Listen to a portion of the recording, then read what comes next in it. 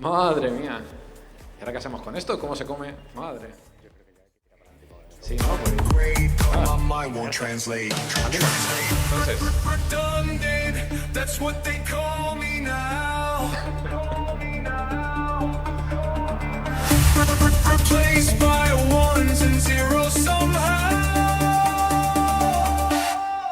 qué chulo. Yo creo que viene alguien de ellos habla ahora, ¿no? Sí, claro, pero me han ido a saludar. Ah, no sé lo que nos digáis, ¿eh?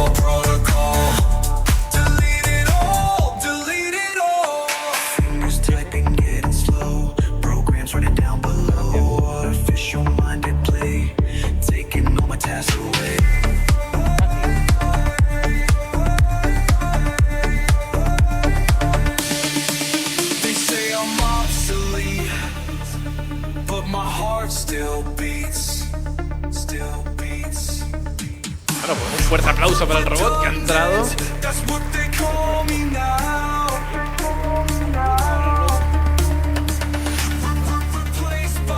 Yo estoy asustado, yo ya no sé cómo avanzar con esto. Voy a intentar hacer la presentación de nuestro siguiente invitado, que creo que ya sabemos por dónde va la cosa.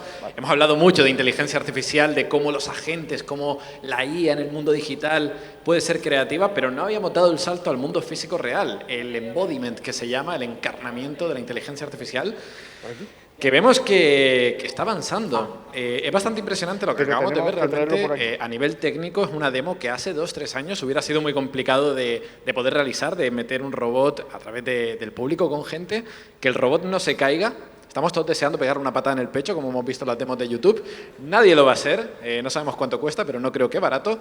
Y aquí, bueno, pues para hablarnos un poco más de robótica, tenemos a Darío Samaniego. Darío Samaniego es CEO de Synergy Tech y es distribuidor de Unitree España, que son los que producen este tipo de robots, y una de las empresas de robótica más impresionantes que tenemos a día de hoy, que más están avanzando justamente en esta movilidad, como hemos podido ver. Madre mía.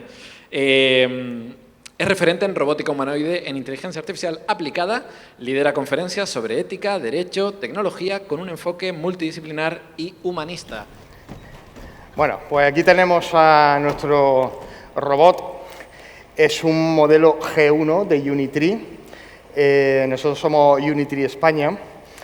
Y bueno, el modelo que estáis viendo ahora mismo, para quien tenga sus dudas, lo estoy llevando yo, ¿vale? No podemos utilizar los robots que están en proceso de programación, porque evidentemente tendrían sus problemas y pueden tener comportamientos que no estén previstos, y por lo tanto lo que hacemos es que utilizamos una serie de robots exclusivamente para las demostraciones. Y bueno, este en concreto es uno de ellos, uno de los que tenemos para demostración, y lo que hacemos es que le vamos implementando diferentes tipos de movimientos para que se pueda ver un poco cuál es el comportamiento del robot y sobre todo cuál será el comportamiento del robot cuando esté en uso y qué capacidades podría tener, ¿no? Entonces, bueno, aquí pues desde las capacidades de simplemente andar, moverse, tiene un movimiento ya muy afinado para que sea bastante humano, tiene capacidad de correr, podría hacer una carrera mucho más larga, aquí no tenemos espacio, pero en definitiva sí que os podría hacer una idea de lo que está por llegar y de lo que tenemos ya aquí. Y este modelo, al cual le hemos puesto además nombre, es un G1 de Unitree, pero se llama Aevor. Pues Aevor es la punta de lanza de Synergy Tech en la investigación de la robótica y en el desarrollo de software en el campo de la robótica, tanto de los robots cuadrúpedos como de los bípedos, que por cierto llevan muy poquito tiempo en el mercado.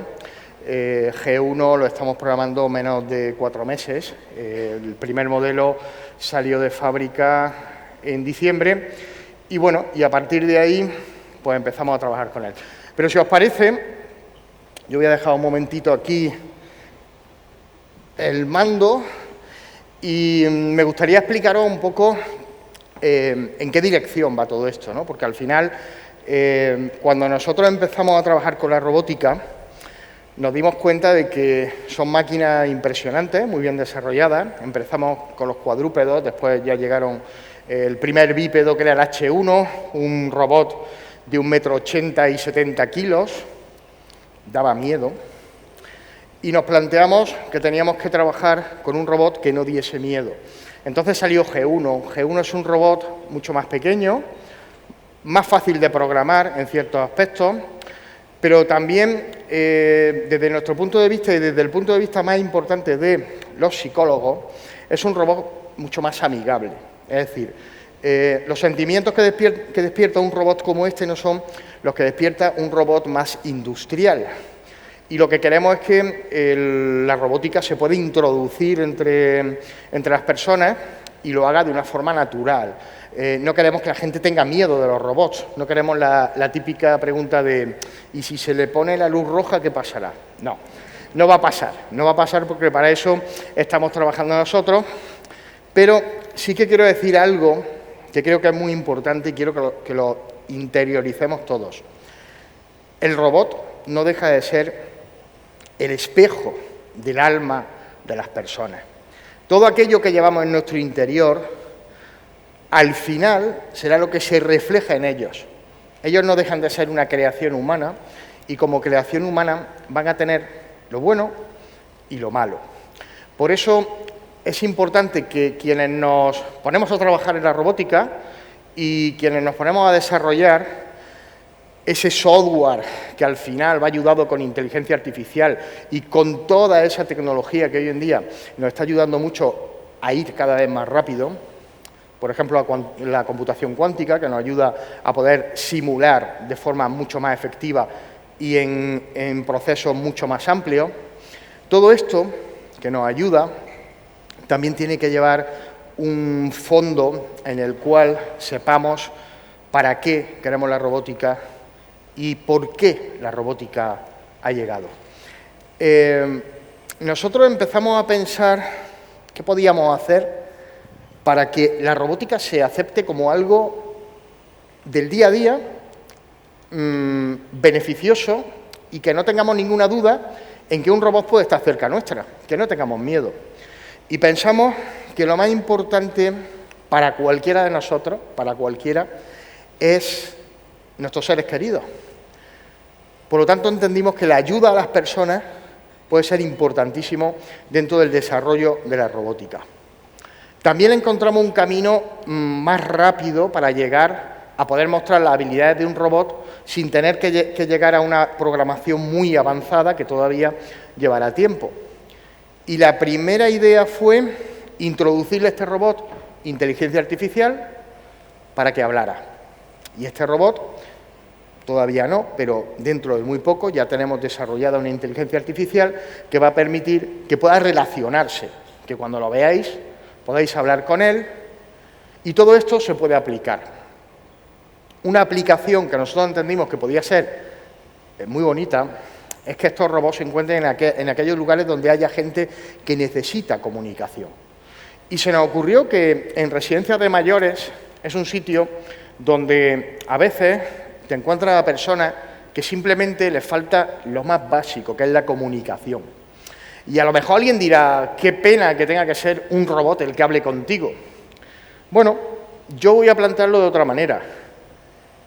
Qué alegría que la primera y más importante obligación de un robot sea asistir y cubrir las necesidades de un ser humano.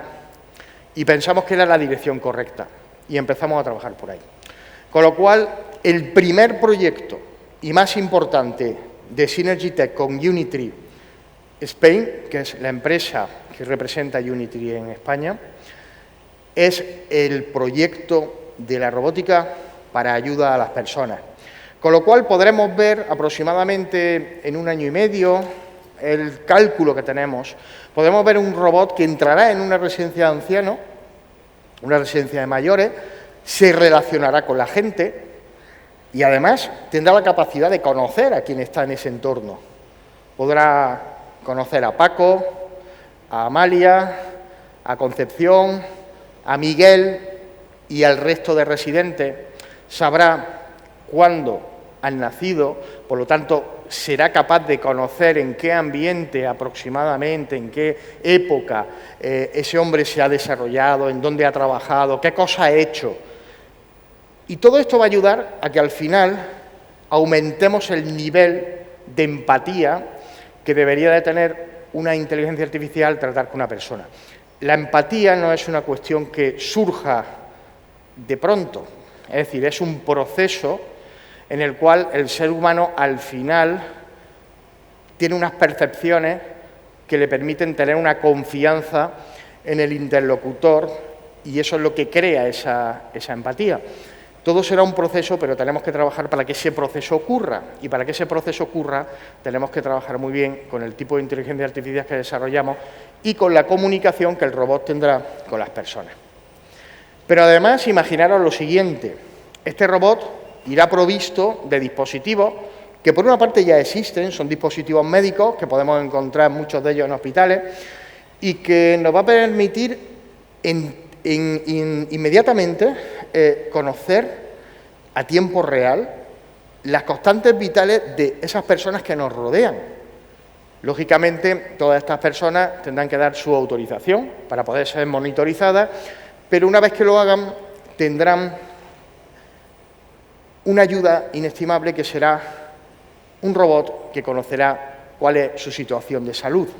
De forma que si en un momento dado hay alguien que tiene una crisis respiratoria, alguien tiene una subida de tensión muy radical o 1000 cosas que podemos llegar a saber monitorizando a las personas con esos dispositivos, el robot actuará. No va a actuar directamente, actuará siempre una persona, que es la que tiene que tratar al ser humano. Pero será capaz de avisar, será capaz de dar una alarma y será capaz de controlar que mientras llegue esa persona, pues a lo mejor se hagan diferentes protocolos, se lleven a cabo diferentes protocolos que pueden llegar a salvarle la vida a una persona. Yo creo que plantearnos que los robots sigan esa dirección es el planteamiento correcto. Cuando me dicen, pero bueno, ¿entrarán en una industria a trabajar? Pues sí, probablemente entrarán, antes o después van a entrar. Ya estamos trabajando en algunas pequeñas industrias para pequeña manipulación, pero siempre en trabajos que normalmente para los humanos pues suelen ser trabajos desagradables. ¿Quitarán el trabajo a las personas? Bueno, ahí nos tenemos que hacer un planteamiento y es que yo creo que en un futuro tendremos que pensar algo así como el trabajo que puede hacer un robot que no lo haga una persona. Es decir, el instrumento, el mecanismo más avanzado, tecnológicamente hablando, no está aquí, está aquí. Y tenemos que ser conscientes de ello. Porque todos vosotros sois infinitamente más inteligentes que una máquina. Por lo tanto, vamos a aplicar nuestras capacidades para hacer aquellos trabajos que realmente se le pueda sacar un provecho real. Y aquellos otros trabajos que no necesitan de esto, poquito a poco los robots podrán ir haciéndolos y nos irán quitando esa carga para que tengamos más tiempo libre, más libertad y más posibilidades. Es un proceso, pero casi que también es una forma de ver la vida. Entonces tenemos que plantearnos que para que los robots puedan entrar en la sociedad hay que seguir un camino, hay que regular cómo van a funcionar los robots, hay que darle cierta importancia al hecho de que, aunque un robot, por lo pronto, quizás no sea un ente pensante, pero sí tenemos que saber relacionarnos con el robot. No podemos tratar a un robot con agresividad, porque al final no se trata de un comportamiento contra el robot, se trata de nuestro propio comportamiento. Y cuando poquito a poco se vayan creando las condiciones para que los robots vayan estando entre nosotros, iremos viendo cómo todo esto va evolucionando y cómo los robots van entrando en nuestras vidas. Y repito, nosotros estamos trabajando para que la primera fórmula, la primera forma, el primer contacto que podamos tener con los robots sea ese, el de cuidar a la gente que nos rodea. Eso es todo lo que nosotros queremos hacer. Para ello tenemos un equipo de ingenieros, ingenieros todos, por cierto, españoles, que están trabajando en el desarrollo de este tipo de robots. Y esperamos que aproximadamente en el plazo de 1 año y medio podremos empezar a enseñar ya resultados de lo que os estoy hablando. Por lo tanto, os emplazo a todos a 2 cosas. La primera, a que penséis sobre qué papel puede jugar la robótica en vuestra vida, porque está a la vuelta de la esquina. No es el futuro, es el presente. Esto está ya aquí. Y, en segundo lugar, animaros a participar y a opinar. Animaros a crear corrientes de opinión, en los cuales opinéis a favor o en contra, da igual. Lo importante es que haya un debate y que al final lleguemos a una conclusión que nos permita que los robots entren de una forma normal en nuestra vida y al final sean algo positivo en nuestra vida. Muchísimas gracias y, bueno, si tenéis alguna pregunta o tenéis alguna cosa que decir.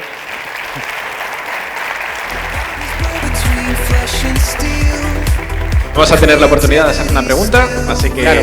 ¿Alguna mano interesada? Tenemos una mano por ahí. ¿Al humano o al robot?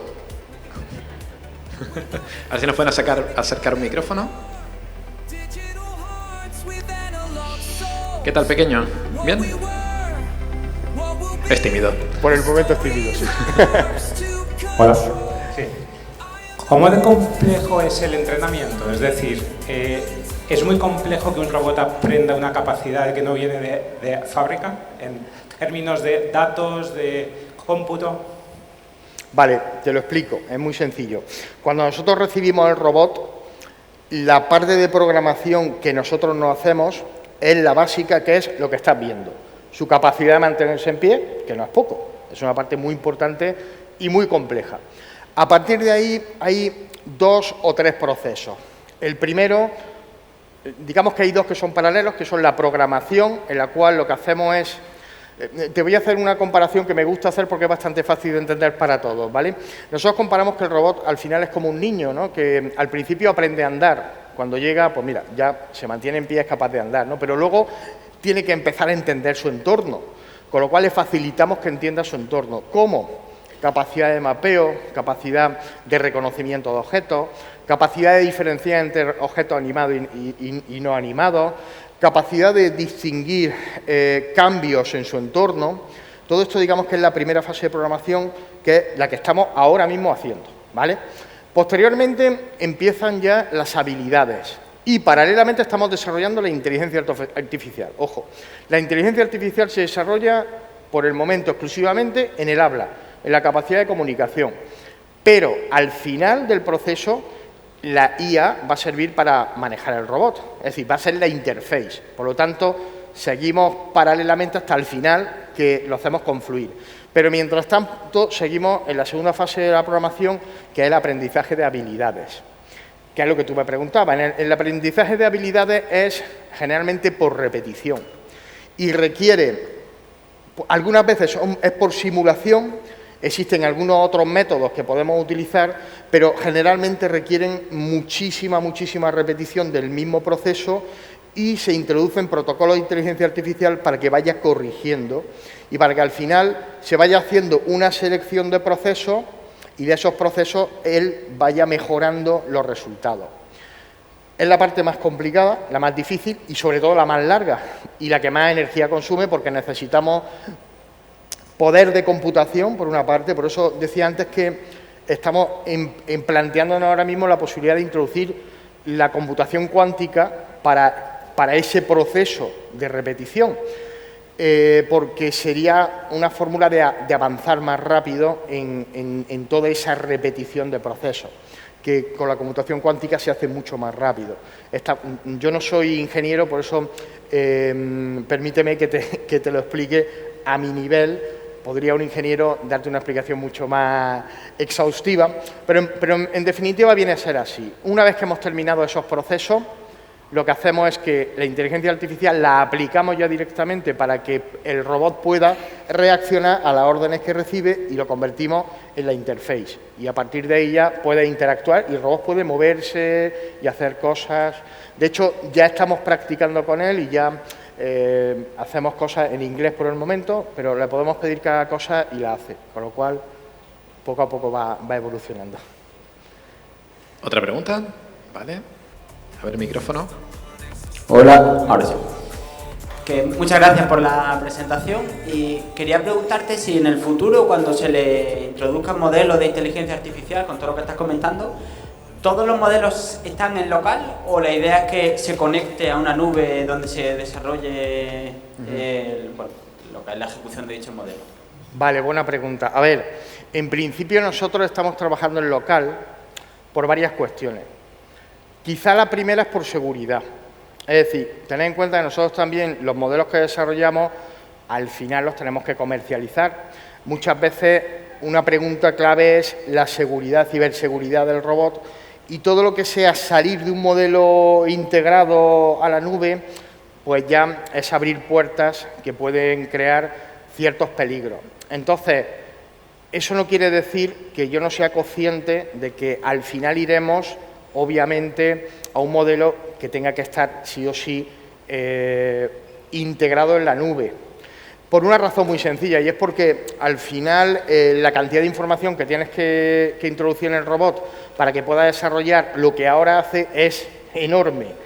No me veo yo dentro de un año y pico, cuando tengamos que integrarle mucha más información, cómo podríamos hacerlo. Voy a explicarte otra cosa importante que sirve también para explicar ese momento. Por ahora nosotros utilizamos lo que llamamos una mochila, y es que parte del proceso de toda la fase de procesamiento que hace el robot, lo hacemos en un elemento aparte, con lo cual el robot se comunica con ese elemento. Eso también evita que gaste más energía y todo el trabajo, ese procesamiento que gasta mucho, pues se hace en otro elemento, y con eso ayudamos a mejorar esas posibilidades. También podemos tener unos medios para guardar información más robustos, pero la verdad es que al final iremos a la integración, no queda otra, no hay otra opción. Vale, última pregunta. Hay una mano levantada. Hola, sí. Mi pregunta no va a estar relacionada con la parte de IA, sino en tema de economía de escala.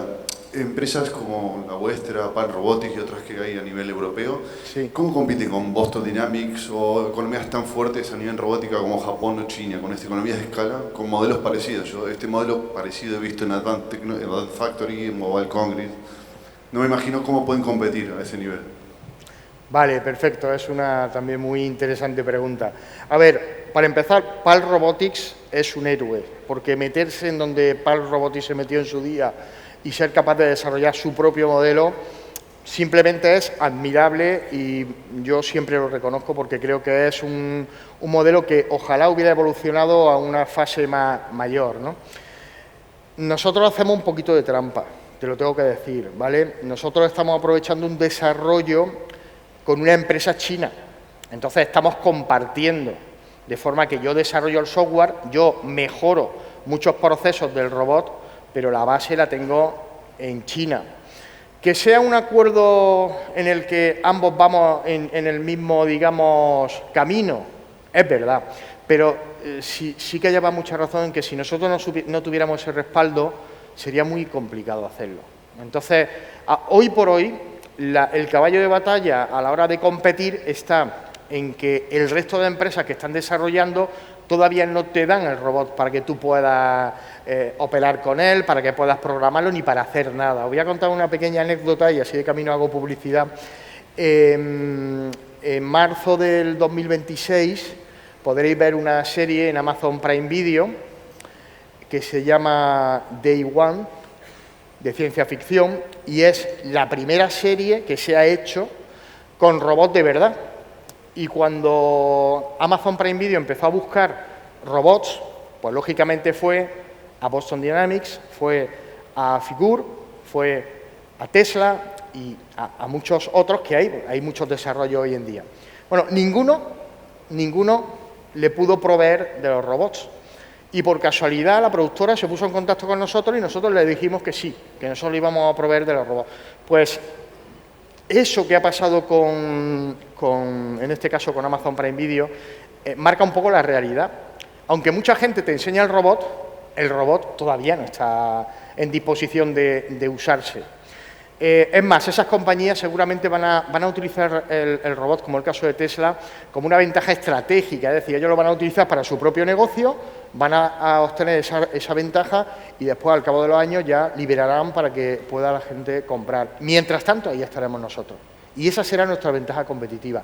Ese tiempo que va a transcurrir en el que nosotros ya hemos ganado un espacio importante. En marzo, coincidiendo con el estreno de la serie y con el World Mobile, va todo un poco unido, nosotros vamos a presentar un sistema que es con el que Tesla presentó su robot, que fue un sistema de realidad virtual en el que convertía el robot en un avatar. Entonces, los Tesla que veíamos sirviendo copas no eran ni más ni menos que avatares con una persona que en remoto lo estaba utilizando. Eso puede tener usos muy interesantes, pero nosotros lo tenemos ya prácticamente desarrollado y en marzo lo podremos ya poner a la venta para que lo pueda utilizar una empresa.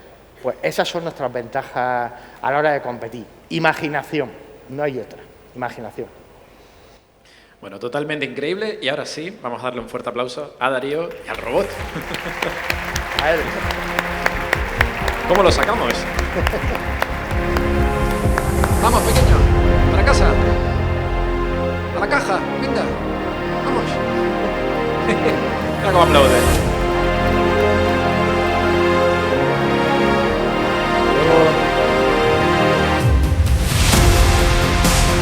A ver cómo baja las escaleras.